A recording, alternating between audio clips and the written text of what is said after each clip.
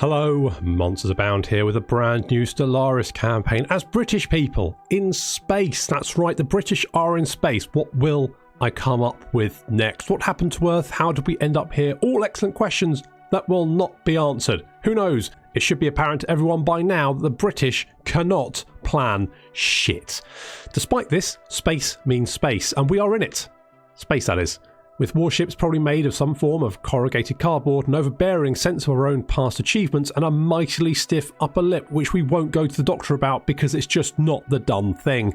But let's not worry about that. Instead, concern ourselves with expanding the British Empire once more, conquering lands with the cunning use of these flag thingies and lashings of tea and crumpets. What ho!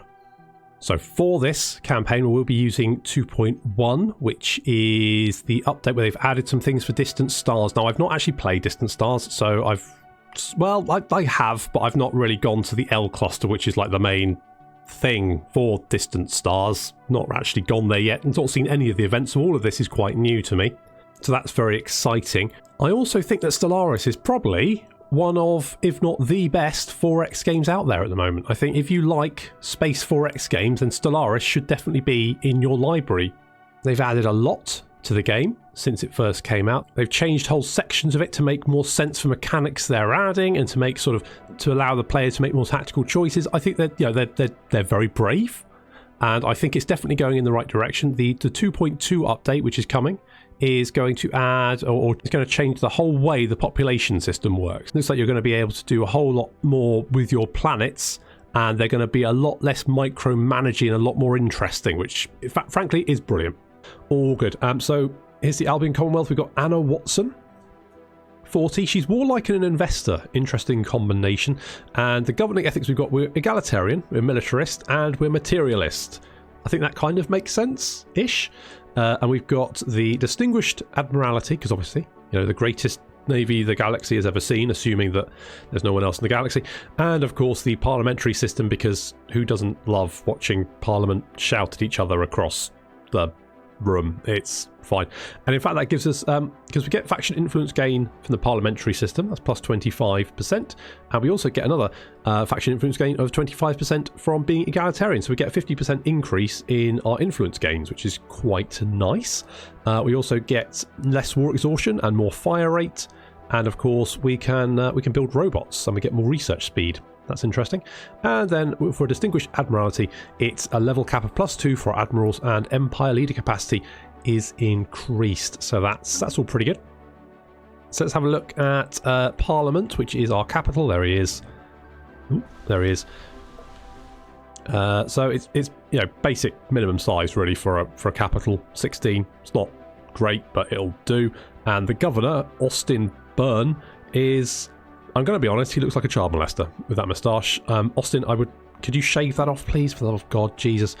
We've also got the science ship, which I've renamed, of course, to the HMS Science McScience Face, because that's the best name for a ship.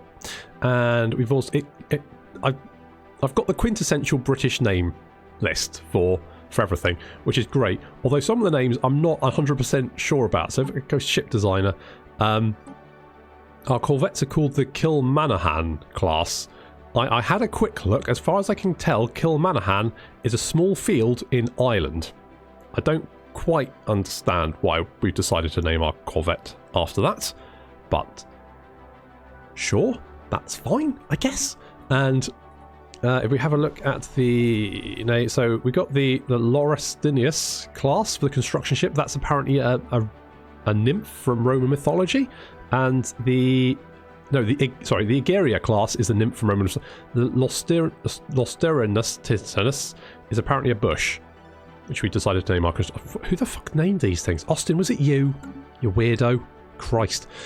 Research-wise, we've got Rosie Cower doing physics. It's nice to see she's brought the shoulder pads back. I can crack out my shoulder pads now from my wardrobe. That's going to be useful. We're going to have you... do I want improved deflectors or blue lasers? Blue lasers are good against armor, not good against shields. Improved deflectors are just good against everything. Like, you know what? Look at, I want shields. I want to be able to say shields up, unironically. And Henry Ryan, you're a genius. Spark of genius there. I think we're going to look at planetary unification. Yeah, because that's going to give us monthly unity and additional edicts. And then Mark Jean is going to go, I think, powered exoskeletons. Yeah. That seems pretty good. Let's have a look where we are in the galaxy. We're kind of, yeah, just down in this little corner here. This looks fine.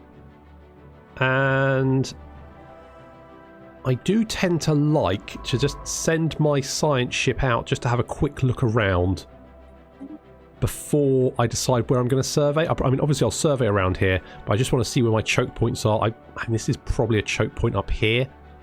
Maybe this as well, but it kind of depends. I mean, this might not go anywhere. This might not go anywhere. So I just want to have a little further. Let's go out there, have a little look. So we're going to send Science McScience Face off into deep space. Just have a quick look around, basically. Now, I mean, I could get another science ship. The problem is it's going to take a little while to get that. So what I might do is just build these mining stations first in Albion, just to get our resources up a little bit. And I'm going to have a look at Parliament and science. Okay, energy, fine. We don't really have many minerals, which is ideally what I would like. I won't clear anything. I guess, mate. Okay, we'll leave it for the moment. So Science Face has sort of had a little look around here, and we can see there's sort of 3 routes, it looks like. I think this is a dead end. And it looks like we've got one route here, and one route coming up here. So ideally, I want about 3 science ships to sort of explore each of these. We've also got the Forbidden Nebula. Ooh, spooky. I'm totally going to go in there and have a look around anyway. Screw you. Huh. We have found an abandoned gateway. An ancient space station of some kind has been located at the edge of Kibbin space. The strong residual subspace signature that surrounds the station indicates that it may be a gateway of sorts, part of a theoretical network of similar stations that at some point would have been allowed for near instantaneous travel between different parts of the galaxy. Assuming this is a gateway, its current state of disrepair has rendered it unusable. It could be restored into working order. Its owner would potentially be able to access any other functional gateways in the galaxy, enabling travel across a huge distance in a matter of days. Intriguing. Okay, well, we've got enough minerals for another science ship, so let's build one of those. And we've also got enough to recruit another... Oh, hello. Maniacal. I would like you. Nadia. But anomaly chart. Okay, let's get Layla. Let's get Layla for the moment. We'll get Nadia as well, and put her somewhere useful, because maniacal traits do tend to give you quite interesting techs. So the HMS Cedarwood is ready to go. We're going to send Layla just sort of around here. I think we've got Science Face just exploring the gateway, and then we're going to head back up, and then we're just going to go sort of explore over here, and then maybe send Layla sort of in this direction, maybe up here. Not entirely sure yet. We have detected an anomaly. We found our first anomaly. There is significant scarring on the surface of this world in a pattern that cannot be natural from orbit. The massive rifts look like writing. Huh. Mohammed. And Science McScience Face. It's going to take 180. I mean, is that... I guess you need to do some stuff to rank up, don't you? But I might... That's the... I mean, it's probably not important. It's probably just space graffiti. Don't worry about it for the moment. We'll come back to it.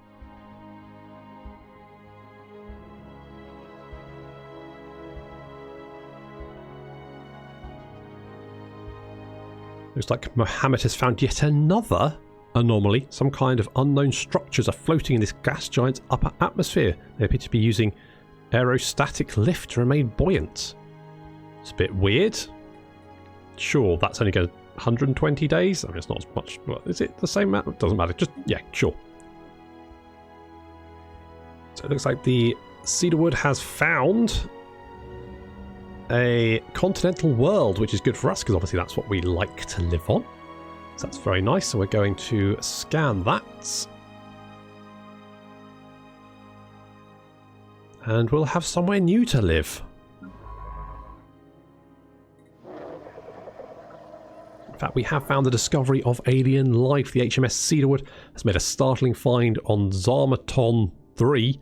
The planet is teeming with alien life. For the first time in history, we have encountered life forms that did not originate on Parliament, apart from obviously we came from Earth will gloss over that. This amazing discovery has silenced those who believed we were alone in the universe. Although none of the alien creatures found on Zamatron 3 are sapient, it is likely only a matter of time before we encounter beings that are. We may not be alone out here. Spooky. And it's not a bad little planet. I mean, there's some minerals there. Seems pretty good. Some food. Yeah, we're definitely gonna go and live there. Anomalous readings registered. So Layla has found something on Zamatron 1. There's a strange formation of rock jutting out from the landscape located on Zamatron 1. It appears highly unnatural. We should investigate. 180 days. I don't really have time for you to do that. We need to look around, Layla. Just leave it for the moment. We'll come back to it. It's fine. Aerostat colonies. A ruined network of aerostat colonies dating back to at least 3 millennia can be found in low orbit of this gas giant. Their original function appears to have been gas mining, but they have since been abandoned and reoccupied by many different races and pirate groups. The colonies have been thoroughly stripped of anything even remotely valuable, but the mere fact that they are still aloft after all this time makes them an interesting subject of engineering research. And we increase that research on that planet by 3 engineering tech, which then makes it 3, which is fine. But because obviously we found alien life before, but this is actual intelligent. These are constructs in space. Intelligent life taunts with pointed absence, reads a popular Newsnet post on Parliament. The people of the Albion Commonwealth are apparently finding some humour in the fact that lower forms of alien life are now a matter of public record, but potential equals from other stars continue to elude us. Science officer Mohammed Pool's report on the traces found on Gibbon 3 seemingly only add an ironic twist to the situation. Remarkable. Is it remarkable? It seems like that's literally all I say. So we've got our first tradition. Now I like going discovery to start off with because I quite like the early exploration, and it increases your anomaly discovery chance by 20% just by taking discovery. So I think we're going to go discovery, and I also think discovery tends to get less useful the longer you go on. I mean that's the same for expansion as well. Some of them, things like domination, if you take them early on, it's not really that useful. But discovery, I think, is one of the more useful ones. Our curiosity about the universe is what got us this far, and there is still so much left to discover. Anomaly discovery chance increased by 20%. Let's adopt discovery. Anomalous readings registered. Okay, Mohammed, you found indicate odd irregularities in Diam's energy emission pattern. It's going to take you 540. Is that days? Yeah, days. Days. No, that's going to take you over a year to. No, leave it. Look, no. Leave it. It's challenging. It's too challenging for you. I think what I'm going to do is I'm going to get a 3rd science ship. Is this going too hard on the science ships? Maybe. But we're going to do it anyway. And let's get another leader. Who do we want? Oh, we could get Nadia. Let's get Nadia. Then what I'm going to do is Rosie. I think your shoulder pads are wasted behind a desk. So what we're going to do is, Nadia's got shoulder pads as well, but that's okay. We're going to leave Nadia in control of physics. She's going to, I don't know what putting someone who's obviously insane in charge of physics is going to do for us, but that's fine. We'll leave it at that. And then Rosie is going to take command of our brand new science ship once it's built, obviously. So we've got Rosie in command of the HMS Stork. And I think what we're going to do is send, okay, let's check you. You can come around here. You are going around there. So then survey this one, and then I think we'll send you in this direction. That's what we're going to do. Going to send you there. We're going to send you over this direction. And once we've gone, I think we're then going to send you here. I do need to grab that one as well. I'll worry about that in a bit. With Zamatron now fully surveyed, I can send the HMS War Nizam to go and build a starbase. Build a starbase outpost. Actually, there. It's basically like sticking a flag in a star system. So that's what we're going to do. We're going to claim it for ourselves, and then obviously we can colonize the planet as well. It looks like in Sidor, where the cedarwood has now decided to travel, it's got a couple of worlds. It's got an arid and a tundra world. Now, unfortunately, those are both not particularly planets we want to live on, but one's a 23 and one's a 17, so we could potentially either eventually biologically change humans to allow them to live on those worlds, or even just terraform them, basically. But for the moment, we can't really use them.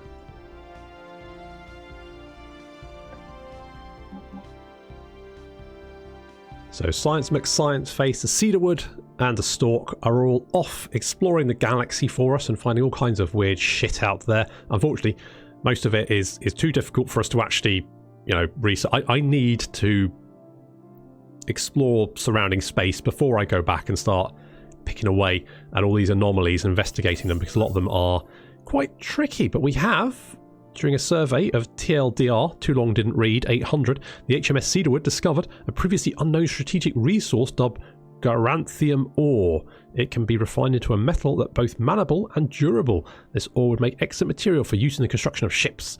While we do not yet possess the means to extract this resource, we should seriously consider establishing control over the system for future exploitation. That's good because, oh, there's two of them. That's good because, it's right next to Albion, so we're definitely going to grab that one. Yes, we're just constructing some resource extraction around the sun there, and Zamatron 2, yeah. Zamatron 3 does have 3 minerals, but you can't construct a mining station over a habitated planet. In fact, what it does is it puts the resources on one of the tiles on the planet, so we can just put a mining site on that tile and we'll get the resources. So we won't put a mining station on that because we're going to colonize that pretty soon, in my opinion. So 2 things just happened. Layla has found that the magnetic field of Cedarwood 5 experienced a complete reversal while it was being observed by the HMS Cedarwood. This rare event has interchanged the positions of the planet's magnetic poles. Fortunately, it was all recorded by the sensors of our ship, providing our scientists with lots of valuable data. So we get some physics research for that, and also we got the Habitable World Survey. We now know that without a doubt that a thriving biosphere is not something unique to Parliament. Both the scientific community and the public at large are eager to learn more about the various forms of alien life found throughout the galaxy. Efforts to catalogue the life forms we encountered are already underway, but our xenobiologists have urged us to focus our planetary survey efforts on habitable, life-bearing worlds. It's a commendable initiative, I feel like. We could get more influence if we just went, nah, but you know what? Sure, let's find some habitable worlds. Situation log has been updated. Mark Jan has managed to pick up the powered exoskeletons, so next I think, we could potentially go for afterburners. They can be quite nice on the corvettes because the corvettes have already got a lot of evasion, so more evasion on top of that is pretty good. I'm kind of tempted to go with that, or maybe the armour. More armour hit points makes our ship survive longer.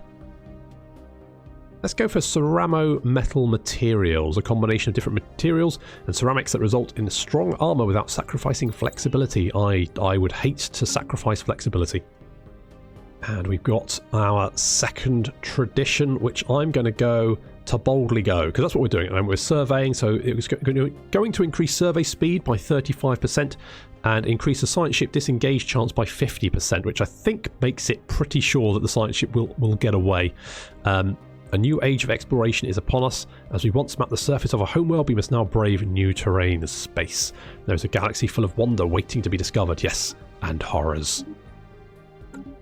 So Henry has successfully unified our planet. Good job, Henry. I always knew you could do it. We could get more leader size, leader capacity, maybe. But how's our food doing? We've got +1 food. I think maybe eco-stimulation would be a good idea, because that's going to give us hydroponic farms too, and farming subsidies. Yeah. So hydroponic techniques can be further developed by creating farms with unique atmospheres, simulating different ecosystems. This allows for the production of food with higher levels of nutrients. Delicious nutrients. Our science ship is under fire. It looks like the Stork has run into something. Yes, that looks like something. Encountered a form of alien vessels in the Urgrone system. These strange objects have been flagged as alpha aliens. Until we can learn more about them, we should proceed with caution. Interesting. Yes.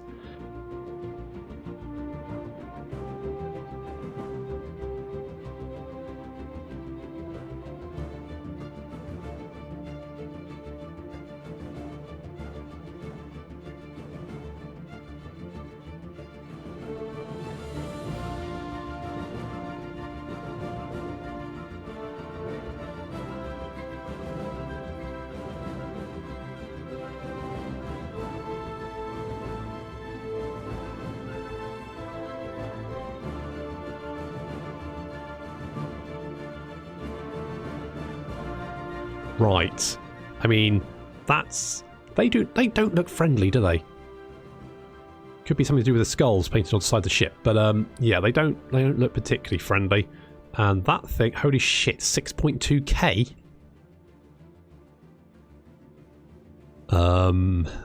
Stork, where are you? You're over there. Okay, I would suggest running away. So we've got a contact report. Enigmatic spacefarers. News of alien ships humming through the ether have reached Parliament, in many ways ending the first chapter in the book of the Albion Commonwealth's bid for a stellar empire. Intrigue. Now these guys are the raiders, the hordes, I think. So basically they're mercenaries, but they don't like you very much, so they don't want you in their space. So hopefully the Stork is going to get away. Our science ship has been destroyed. Or not. Ah, Rosie. It's not good, is it? You literally... Oh, that's... Well, one, I'm going to need a new scientist, and two, she should have never left her desk job. Those shoulder pads did nothing. Never mind. Okay, let's get another space... ship. Yeah, that one. New one. One with an untwistable stomach. Where's my leaders? Leaders. There you are. Who do we want? Caleb? Caleb, new resilience, 25 years, extra life. I think. Sure. You're up. Try not to die. At least we know where they are now. They're there. Good. That helps. So the Cedarwood was investigating a gas giant. It turns out it's not a gas giant. What we had once assumed was an abnormally small gas giant is in fact not. Beneath a deceptive cover of thick dust swirling in the upper atmosphere lies a regular planet. A barren planet, but a planet nonetheless. This has proven quite embarrassing to the astronomical community on Parliament. I can imagine. And then in Chesalean we have found Salty. Science ship HMS Science McScienceface comes up short with regards to its original mission investigating possible activity on the frozen surface of Chilisian 5A. There is seemingly nothing of note but ice and rock. However, science officer Mohammed Pool, a self-proclaimed gourmet chef and history buff, claims to have made an important discovery. A chemical compound found in the surface ice layers in several regions of Chilisian 5A is allegedly, supposedly, closely related to human stellar salt, an ingredient integral to many traditional human dishes and thought extinct on Parliament. It has long been speculated that human stellar salt was never native to our homeworld, but was brought to the surface by some meteorite impacts in the distant past. The science officer's discovery on Chizalian 5A leads some credence to this theory, although Mohammed Pool leans heavily on properties discovered in ancient cookbooks predating modern chemistry to prove the saline connection. Whether the salt, analysed and synthesised, actually tastes like the human stellar salt of old is ultimately of little consequence. Just the idea of traditional food now possessing more historically accurate flavour profiles is bound to stimulate both the human economy and palate. Savoury. It's going to increase our happiness by 5% for 240 months. That's pretty good. So we've now got the HMS White Bear to replace the Stork, which unfortunately ended up getting its wings clipped because it ran straight into some space pirates. Oops. I'm hoping that they're not here as well. Yeah, well, we'll find out, Caleb. Good luck. Remember to dodge. Okay, they won't have been Bovata, but it looks like the White Bear managed to get away. That's nice. Okay, so we're kind of blocked off from that direction, which is, it's not ideal, but it's fine. We'll send the White Bear down here, and you are coming over here, so that's fine. So the Cedarwood is coming north. We've just got the Science McScienceface. He's going to head off in this direction, and we'll get the White Bear to come down and just grab this. And then I think maybe we'll come over here to join in. We'll see, because this looks quite... It doesn't look like it's branching off there, though. We'll see, but this could be a good choke point. We have found a few high-level anomalies here, so we do need to kind of look at those in a bit. Hello. Another continental world. Gatria 3. It's a size 16. What's that size? That's a size 14. So we definitely probably want to grab this one first. You usually start with a couple of planets that you kind of would your preference nearby. So I guess that's our 2. So we've got a 14 and a 16, which is it's not great, but it could be worse. Oh. And another desert and a savannah world up there, which is, fine. I mean, maybe we can use this as a choke point, create sort of, eventually colonize these and use them as like a defensive point potentially. I mean, we don't have to worry about the raiders too much because they tend to only attack you if they're paid to. They won't just attack you off their own, back. But we might need some defences just in case someone pays them to attack us because they can be quite strong in the early game. And it looks like Mohammed Pool has found something. Receiving a weak signal from the surface of this planet. The source appears to be some kind of tracking beacon. Well, track away, buddy. And we've also picked up improved deflectors. Good job, Nadia. So let's go for survey speed would be quite nice, wouldn't it? I mean, energy I'm not too bad at the moment. I think we're going to go for automated exploration protocols. An advanced AI will aid science officers in the task to explore strange new worlds, to seek out new life and new civilizations, to boldly go where no Blorg has gone before. The science ship will be able to explore the galaxy with help from an AI. It's going to go called automatic exploration, which means we don't have to tell science ships to go exploring stuff anymore, and also increase our survey speed, which is pretty good. Get on that, Nadia. A small short-range transmitter has been located on the surface of Gatria 2. It appears to be an ancient survey marker placed here eons ago to mark a large deposit of precious materials. The miners it was meant for evidently never arrived, as the deposit is still here. +4 minerals, that's quite nice. Where is that? Is that on? It's on. Oh, that's on that one. That's fine. Yep, we can definitely grab that. And a third tradition, we are going to, databank uplinks is really for when science ships run out of things to survey, which is going to be a little while from now. So let's go for science divisions, which is going to increase our research alternatives. So basically it's going to allow us to select different, so when we get select techs, instead of 3, then there'll be 4 different ones we can pick from. So the number of science and medical officers has been increased throughout the fleet, organised into a special science division. To support the core of officers, new training programs have greatly accelerated the rate at which we commission new science officers. Sounds good. Scurrying through the sands of Lambda Cephentys 3A, a particular set of life forms exhibit many traits believed to be beneficial to the evolution of greater mental faculties and eventually sapience. While the species development appears to have plateaued to some millennia ago, we might be able to provide a technological impetus for evolution. Oh, okay. So where's that? So... okay, so Bruggen. So these are sort of pre-sapients, effectively. Pre-sapients, they're starborn. Species always, consciously or not, long to traverse the void between the stars. Well, they're quite a way away from doing that. They do have increased migration speed, resettlement cost of reduction, habitability is increased, but otherwise they're not going to do anything unless we kind of eventually get the uplift technology and then sort of, raise them up, which we might do.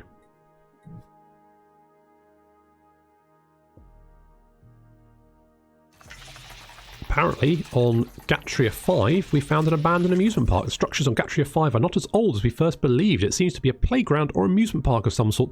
Science officer Mohammed Pool notes that many of the contraptions are highly complex creations that we can learn much from, and that, to the builder's alien eyes, might have been cutting-edge sensor arrays or even a gigantic art installation. Regardless, to us humans, it looks mostly like a place where you would take your young and let them amuse themselves. Intriguing. So it looks like in Wua we have found a habitat which is an abandoned and artificial deep space archaeology offering planet-like, if decidedly urban, living condition, hydroponics and advanced filtering technologies make it near self-sustaining, and a station-borne facilities can mine the station's host planet for raw materials. So we picked up Eco Simulation, and I'm thinking maybe get heritage sites for the Unity. Unity is nice. Pop growth, I'm not too worried about that at the moment. Yeah, let's get the heritage sites. Physical reminders of how far we have come instill a reverence for past achievements and bolster ambitions for the future. Elections are underway to elect a new Commissary General, even though it's actually, Prime Minister. Definitely Prime Minister. Who we got? So, Anna Watson has most of the vote at 27%, but it's not a huge jump from Henry Ryan, who has 25, Mark Jian, who has 25, System and survey Austin, concluded. who has 22, probably because of the moustache. Austin, you should have definitely shaved that off.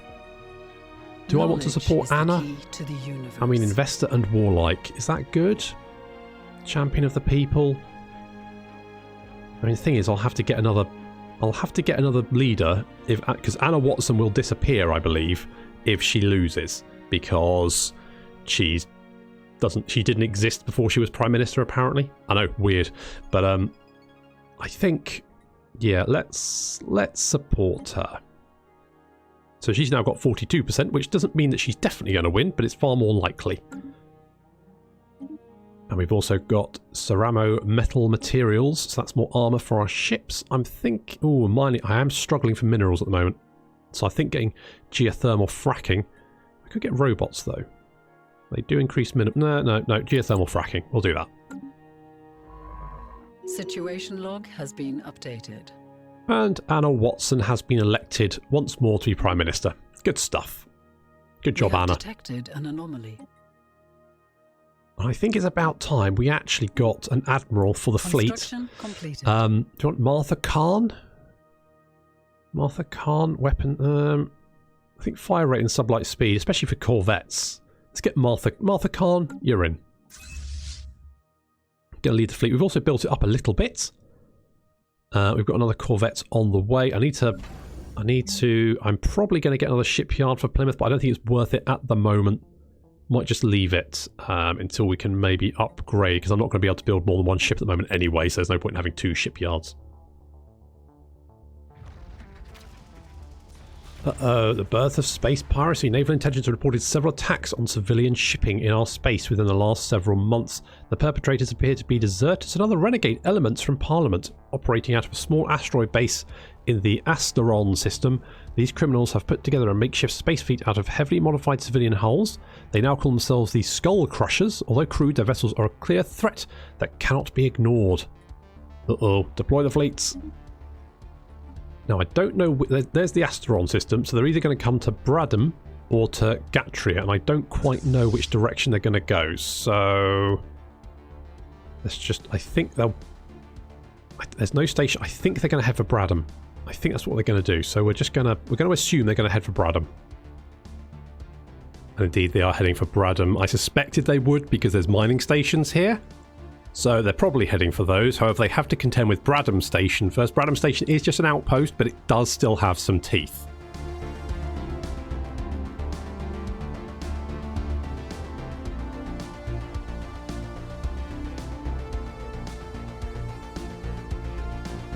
However, Bradham Station won't hold out forever, so we need to get the home fleet over here, and thankfully they are already on their way, led by Admiral Khan.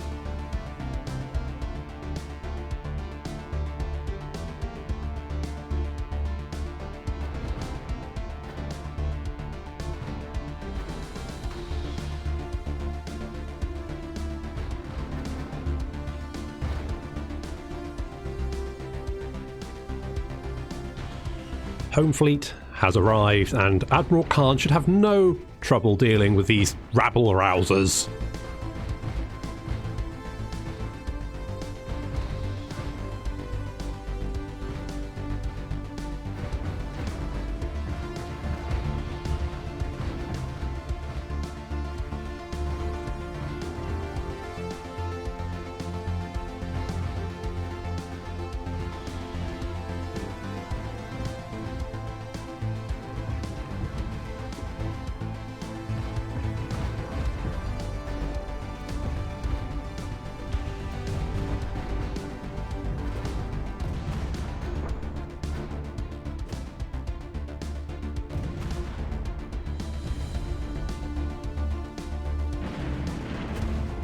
So the home fleet didn't lose any ships, Bradham Station was fine, and the pirate fleet lost 3 of its 4 raiders, with the other one running for its life. So we're just going to... How much damage did we take? I didn't think we took too much. Well, it was a little bit. I think we should be okay to head on to Astrian and just deal with that pirate station. Should be in there. We know the pirate station is in Astrian, so the home fleet is going to head to Astrian to go and finish him off. Station.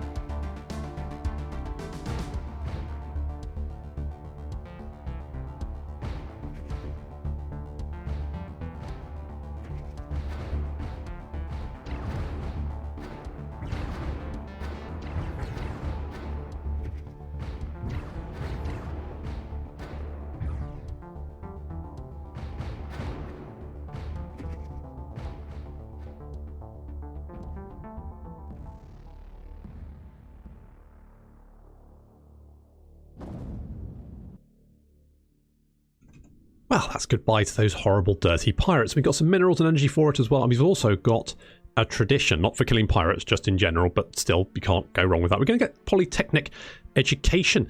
In this age of increasingly advanced technology, a basic education in polytechnics and advanced science will benefit all citizens. There will be inevitably lead to more qualified leaders. Excellent. Yes, I meant good. And that'll go for faith in science, and then we can get data bank uplinks, because, you know, why not finish off the tradition tree, and then we're going to get increased research speed, which is, you know, never a bad thing. Ancient directions. While surveying Akmal 3A, your science ship discovers a large iron tablet floating in orbit. Engraved on it are directions to 3 planets across the galaxy in a series of pictograms showing various energy convergences into each other. The purpose of these convergences are unknown, as they do not resemble any known scientific phenomena. Begin the Lost Desire event chain. Or it's just meaningless babble, which will give 200 influence, which I would quite like. But I mean, you can't not follow a giant iron tablet you find floating in the orbit of some distant planet, can you? That would just be mental. So we must find these planets. Situation log has been updated. So the directions point towards 2 systems quite far away from us. There's one over here and one on the edge over here near the Shining Pearl Nebula. So it's going to be a little while before we reach it, but it's... Oh, what could it be? Exciting. Before we develop faster-than-light travel, several sub-light exploration probes were dispatched from Parliament at near-realistic speeds towards nearby systems. The scientists who developed the probes naively included sensitive information about our culture in the memory cores as a form of greeting to alien civilizations. It has now been realized that the data could potentially be used against us. We need to track down these probes before they are found by someone or something unsympathetic to our species. Indeed, they can't have gotten far. To the universe. We picked up geothermal fracking. That's going to come in useful mining network too. Very nice. I'm having such much trouble with minerals at the moment. I think getting the mineral processing, because that's going to get us the mineral processing plant, which just increases planet minerals by 10% across the board. So let's grab that. It also gives us a nebula refinery, which increases minerals for energy if we want to build it on a star base, although it can only be built in a nebula. But we do have the Forbidden Nebula here, and what's more forbidden than mining the shit out of it? I don't know. System survey concluded. We've got a whiff of something. The HMS Cedarwood has recovered an elongated metal box from the surface of Akmal 6. Clusters of small perforations on 5 sides lead Science Officer Layla Mills to believe it is not a container, but some sort of aerosol dispersal device. Initial tests seem to confirm their suspicions, as trace aromatics still emanate from the object. A special project has been issued to confirm whether this might be an information-carrying device constructed by some alien race, communicating primarily through the secretion and reception of atmosphere-borne chemical compounds. Smells malodorous. Situation sure, log better than remarkable. Updated. We've also got a tech, automated explorations, that's faster surveying, that's going to come in useful, and I think let's go for administrative AI, just more research speed, I think is probably going to be a good shout. It also doesn't take too long, 21 months for administrative AI. Easy peasy, no problem. A new faction has recently gained traction in the internal political landscape of the Albion Commonwealth, led by Prime Minister Anna Watson. They call themselves the Glory Initiative. The members have been pushing hard for us to assert our military dominance over the rest of the galaxy. A disgruntled faction will be a source of trouble, but one that approves of the government's actions could prove useful. Okay, So currently they want supremacy. They want traditional supremacy. They want us to have a supremacy tradition. They also want us to have a rival, and they want us to be an overlord of one or more factions. At the moment, they're not happy enough to provide us any influence, and there's only one population anyway, so... So we've encountered some form of alien vessels in the Wildor system. These strange objects be flagged as Kappa aliens until we can learn more about them.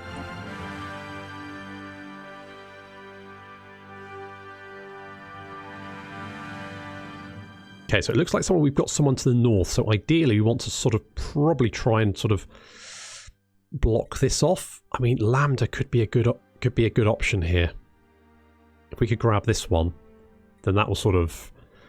If we could eventually sort of either terraform these or change humans to like Savannah and Desert Worlds, then we could sort of create a defensive front at Lambda. Mind you, they might be friendly. We just don't know. We'll just, you know, find out, I guess. And on that bombshell, that's where we're going to leave it for this episode. This has been a bit of an experimentation about what I could do, because I wanted to do a Stellaris campaign, but I felt like the previous one, the long Let's Plays, tend to get kind of bogged down in the bureaucracy of the game and don't show off the fun bits. So what I want to do is show off the fun bits and not the bureaucracy. That's the idea anyway. This does, however, take a lot of editing, so I'm probably going to be... The release schedule is probably about once a week, if that. But hopefully you've enjoyed it, and constructive criticism is very welcomely received. Thank you very much, and thank you very much for watching.